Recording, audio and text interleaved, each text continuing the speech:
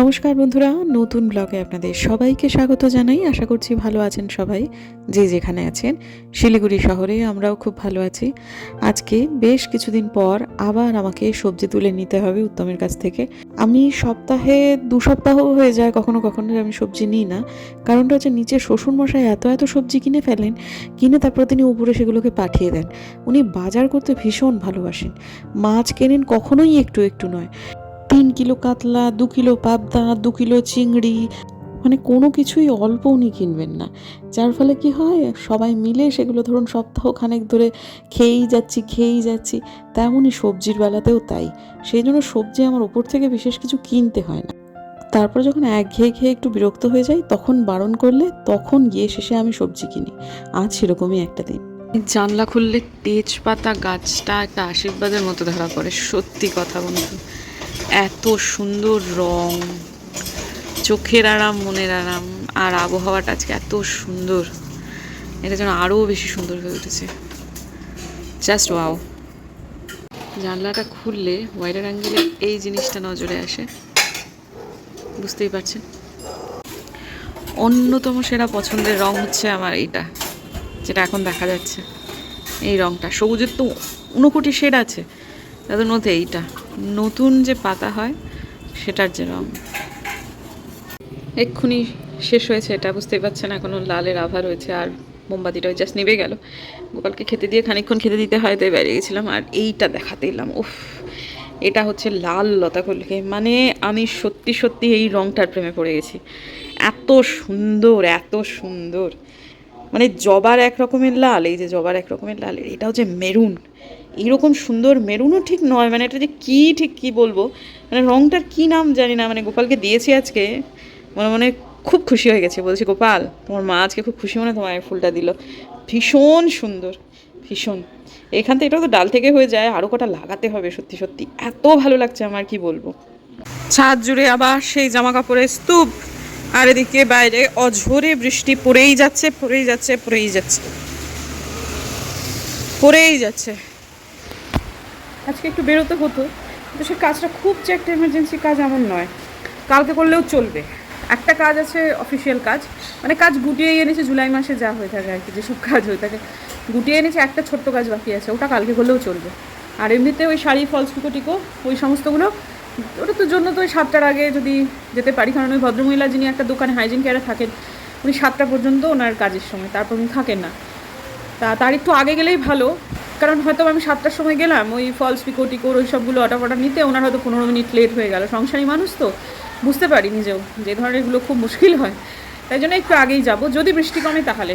আর এখন এই মুহূর্তে আমি উপরে এসেছি, একটা চলি আগে পদ্মটা একটু দেখে আসি, তারপর তুলসী গাছ একটা নিচে নিয়ে যেতে হবে। আমার গোপালটাকে রোজ দিতে হয় না সেবা, আমার খুব অসুবিধা হয়ে যাচ্ছে। তো আরে বাপরে, ফুটেছে, সুন্দর হয়েছে। কালকে প্রত্যেকটাতেই ফুটেছে, কুড়ি এসেছে, নাহলে ফুটেছে।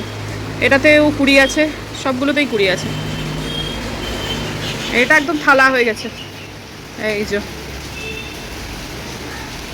পাশাপাশি এইটাও খুব সুন্দর হয়েছে দেখতে। আর শুকিয়ে যেগুলো গেছে সেগুলো কালকে সরিয়ে দেবো সব, পাতা থেকে শুরু করে ফুলের ডাঁটি সব কালকে সরিয়ে দেবো। কাটারটা নিচে, আলপনাদি নিচে নিয়ে গেছে আজকে। ওপরে কাটার থাকলে এক্ষুনি করে দেওয়া যেত। কী করবে এই বৃষ্টির মধ্যে জানি না, স্নানের আগে কিছু একটা করবে। আজকে আমি একটা জিনিস বুঝতে পারলাম, এখানে যে ফটোটা দিয়ে দিচ্ছি, এইখানে আমি যে নাইটিটা পরে আছি, এটা আমি বাতিল করলাম। এইটা আমি আর পরবো না। এই নাইটিটার বয়স প্রায় 6 বছর হলো, কোয়ালিটি খুব ভালো, ছেড়েনি, ফাটেনি, কিন্তু রঙটা এত ম্রিয়মান হয়ে গেছে যে ওটা পরলে নিজেকে আর একদম দেখতে ভালো লাগছে না। সেজন্য ওইটা বাদ দিয়ে দিলাম। তার বদলে নতুন কিছু আপাতত কিনছি না, যেগুলো আছে সেগুলোই পরি। আর এই যে এটা একটু দামি ছিল শুরুর থেকেই, কিন্তু কী ব্যাপার, কাকি বোধহয় ভেতরে বল ঢুকে গেছে। তো যাই হোক, যেটা বলছিলাম, এটা সেই অনেক দিন আগে কেনা, কিন্তু এখনও এত ভালো আছে যে এটাকে বাতিল করবো না, কিন্তু ওইটাকে বাতিল করতেই হবে। কি হয়েছে বাচ্চাগুলো, কি রে, কি হয়েছে? জামরুল ফল নাকি? মানে আলপনা দি দেখতে হবে, এখন কোথাও দেখা যায় না এদিকটা। কি হয়েছে রে? এই যে পুচকে দুটো বাচ্চা। এই কি হয়েছে,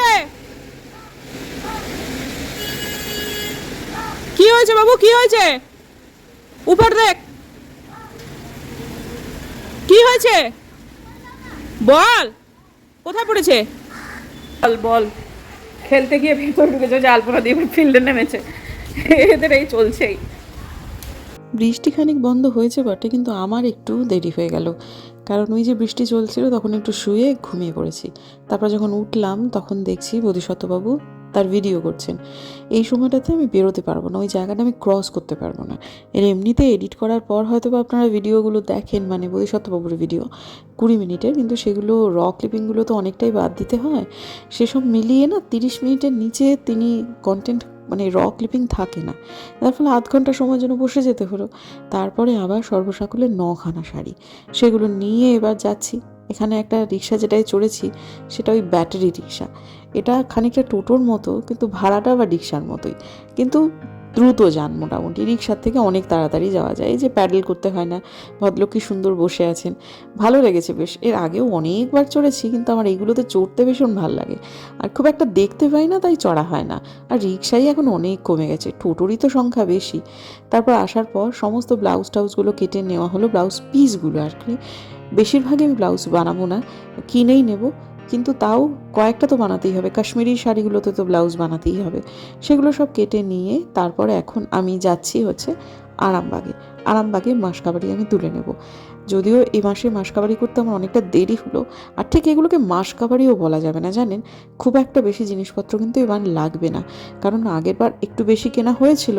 আর নিচেও আমার শ্বশুরমশাই কিছু বেশি জিনিসপত্র হয়ে যাওয়াতে আমাদের উপরে অনেকটা পাঠিয়ে দিয়েছেন, যার ফলে আমার সে অর্থে খুব একটা কিছু লাগবেই না। ওই খুচরো খাচরা যেটুকু লাগবে সেটুকু যদি 1200-র ওপর হয়ে যায়, তাহলে ওই আমাদের বিকাশ এসে দিয়ে যাবে। তো সেটার বেশি হয়ে গেছে, 2000-এর ওপর হয়ে গেছে যতই অল্প কিনি না কেন। তো আসলে এই সব জায়গাগুলোতে গেলে যেটা হয়, যেটা লাগবে তার থেকে একটু বেশি কেনা হয়েই যায়। তো ঠিক আছে, এখন আপাতত বাড়ির উদ্দেশ্যে রওনা দিলাম। সন্ধেবেলায় বেরোলাম, কিছু যদি না কিনে নিয়ে যাই মেয়েটা আমার একটু হয়তো মন খারাপ করতে পারে। তাই জন্য এই বৃষ্টি ভেজা সন্ধেতে একটু সিঙ্গারা কিনে নিয়ে গেলাম। ওর জন্য দুটো, বাকি সবার জন্য একটা একটা করে, কারণ তাও সবাই খাবে কিনা সন্দেহ। বুম্বাদা যেমন খেলোই না, আমি একটা নিলাম। আর বুম্বাদার ভাগেরটা খেলেন হচ্ছে আমার শ্বশুরমশাই। তারপরে এই সন্ধেবেলায় একটু সিঙ্গারার পর চা খেয়ে নিয়ে তারপর উপরে যেতে যেতেই আমাদের বিকাশ চলে এলো। আসলে মাসের প্রথম সপ্তাহে ওদের একবারে দম ফেলার সময় থাকে না, তখন ডেলিভারিগুলো দিতে একটু সময় লাগে। কিন্তু এখন না অনেকটা কমে গেছে ওদের চাপ, সেই জন্য কাস্টমার কম থাকলেই ওরা স্টাফরা বেরিয়ে আসতে পারে। তাই ও চটপট করে এসে জিনিসটা দিয়ে দিল, বললো মামি দিয়ে দিলেই তো হয়ে গেল। আর এবারেতে খুব একটা বেশি জিনিস হয়নি। আর এই যে বললাম না টুকটাক এটা ওটা কেনা হয়ে যায়। এই যে যেমন ব্রুটা দেখে মনে হলো যে এটা কিনি। যদিও দেখছেন তো নেসক্যাফেটা কিন্তু এখন অনেকটাই আছে। ব্রুটা কেনার উদ্দেশ্য হচ্ছে কাশ্মীরে এই ব্রু কফিটাই কিন্তু ওরা করে খাওয়াতো, এবং সেটা আমার হাজব্যান্ডের ভীষণ পছন্দ হয়েছিল। ওখানে না ও বারবার বলছিল এরপর থেকে না কফি কিনলে তুই ব্রু কিনো তো। তো আজকে আমি দেখলাম ওখানে ব্রু থরে থরে সাজানো রয়েছে। যদিও কফি বাড়িতে আছে, কিন্তু তাও মনে হলো ঠিক আছে, কোনো অসুবিধে নেই, এক প্যাকেটই তো কিনে ফেলি, মানে একটা শিশি কিনে নেওয়ার পর তারপর হাজব্যান্ডকে দিলাম। যদিও ওরা যেরকমভাবে করেছিল ততটা ভালো তো অবশ্যই আমি করতে পারিনি, কিন্তু টেস্টটা একটু ডিফারেন্ট, বেটার টেস্ট অবশ্যই। মানে নেসক্যাফের থেকে ব্রু ক্যাফে খেতে ভালো। তা একটু মঙ্ক ফ্রুট দিয়ে দিলাম, খুশি হয়েছে। তারপর এলাম হচ্ছে আমি আজকে সন্ধেবাতি দিতে আমার আজকে হয়ে গেছে প্রায় 7:15-র উপর। যখন আমি শাড়িগুলো নিয়ে বেরোলাম তখনই আমি সন্ধেবাতিটা দিয়ে যেতে পারতাম, কিন্তু যদি সেটা করতাম তাহলে ওই যে ভদ্রমহিলা কাজ থেকে বাড়ি চলে যাবেন সে একটা সম্ভাবনা ছিল, যার ফলে আমি তাড়াহুড়ো করলাম।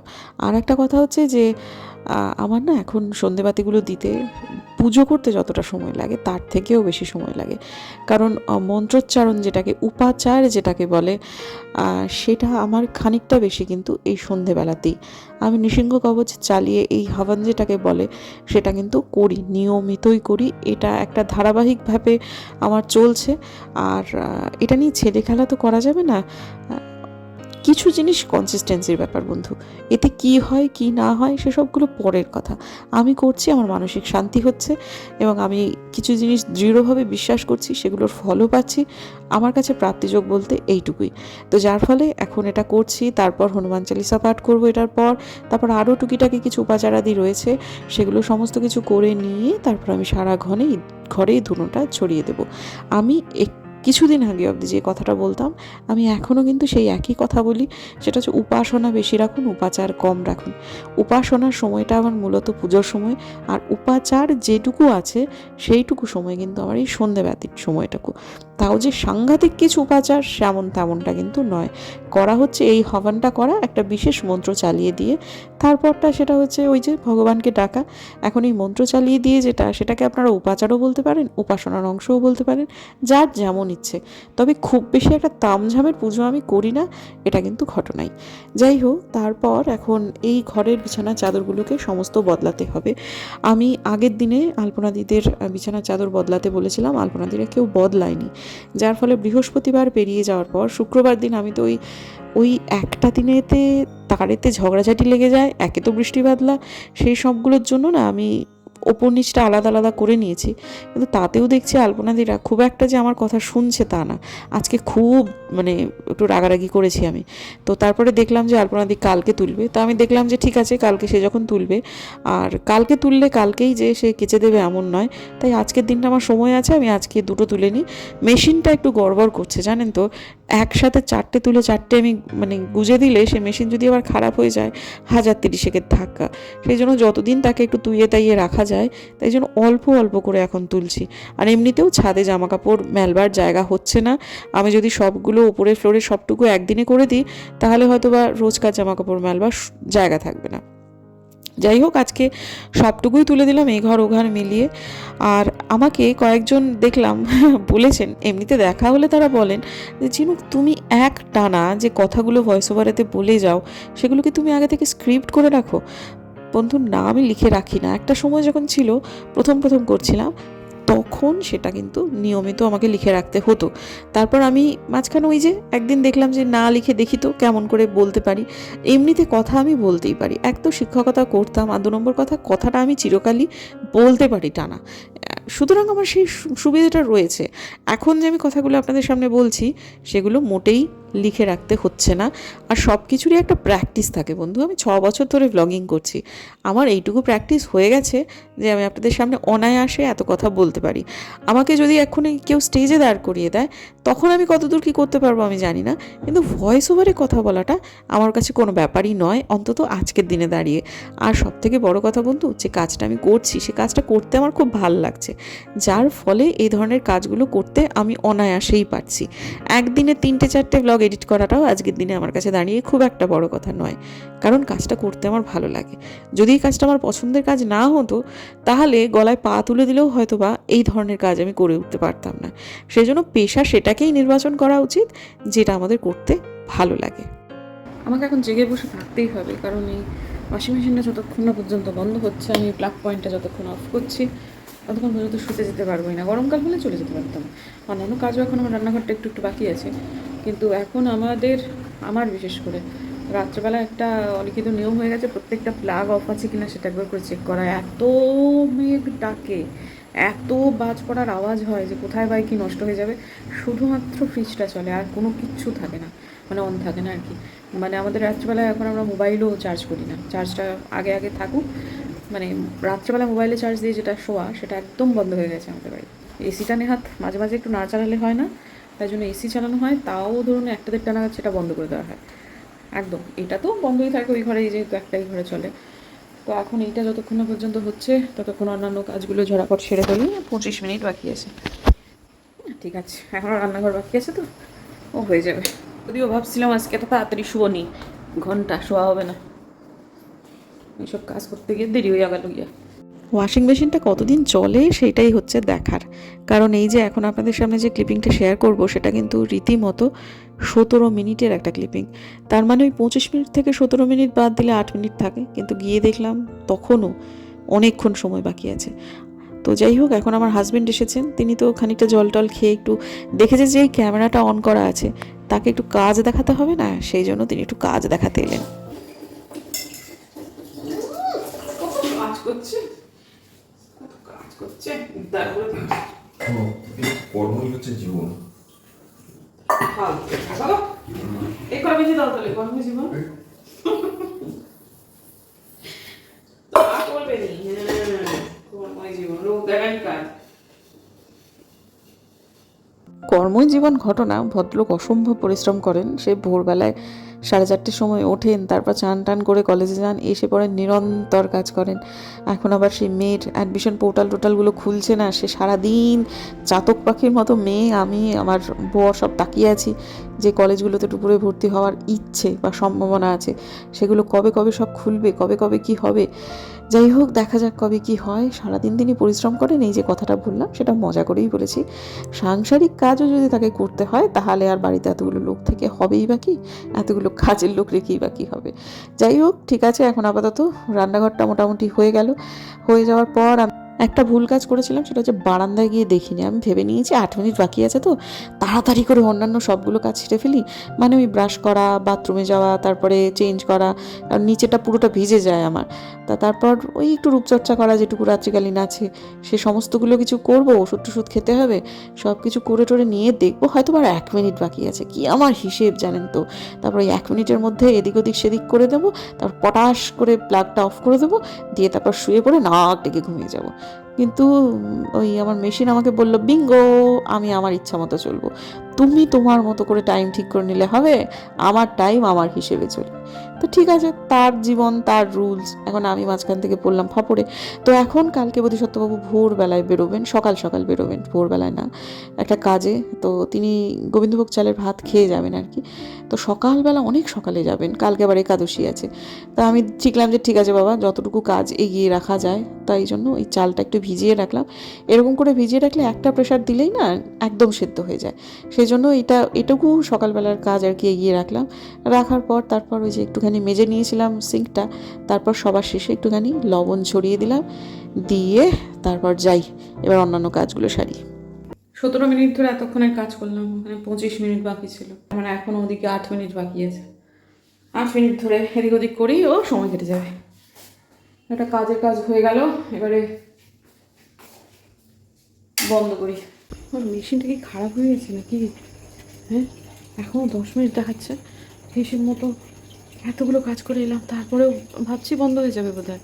8 মিনিট থাকার কথা, কিন্তু এখন 25 মিনিট দেখাচ্ছিল না, আপনাদের দেখালাম। 17 মিনিট ধরে রান্নাঘরে কাজ করলাম, আমার ব্লগ সাক্ষী সেটা। 17 মিনিটের ক্লিপিং যেটা ব্লগে একটু আগে ধরলাম, সেটা কেটে সেটা ছোটো হবে ঠিক কথা এডিট করার পর, কিন্তু এখন দেখা যায় 10 মিনিট।